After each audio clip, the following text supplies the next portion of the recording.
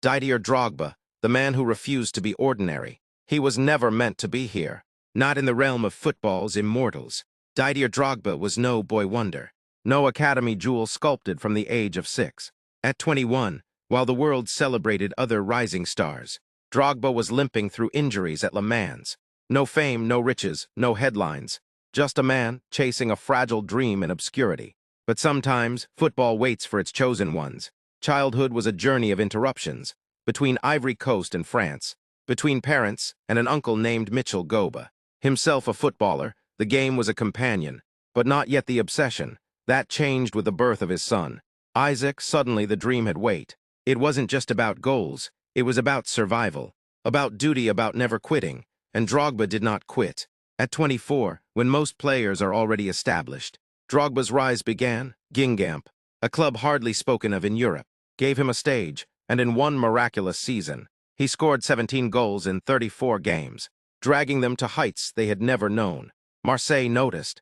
£3.3 million took him to the Stade Vélodrome. And there, in one incandescent season, Didier Drogba became a force of nature.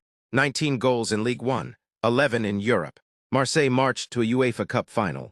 He was named French Player of the Year. He belonged, yet destiny whispered again, calling him to England, to the revolution of Roman Abramovich and the persuasion of José Mourinho. He wept leaving Marseille, but he was heading into history. England was cruel. The Premier League tested his body. The fans doubted his honesty. Critics branded him a diver.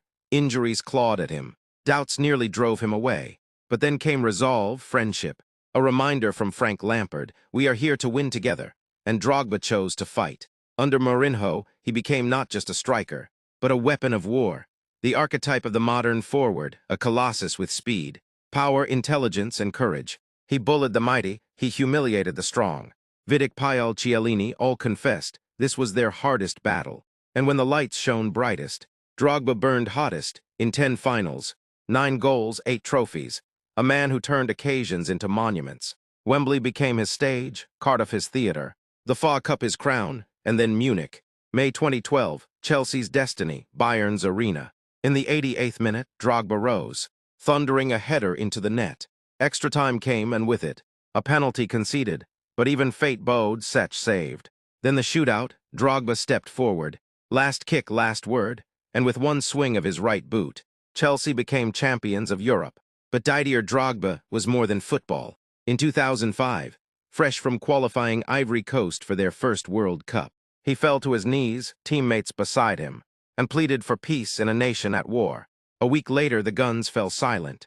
A footballer had done what politicians could not.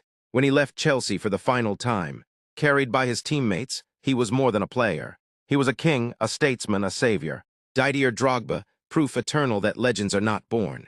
They are forged through pain, through faith, through moments that last forever.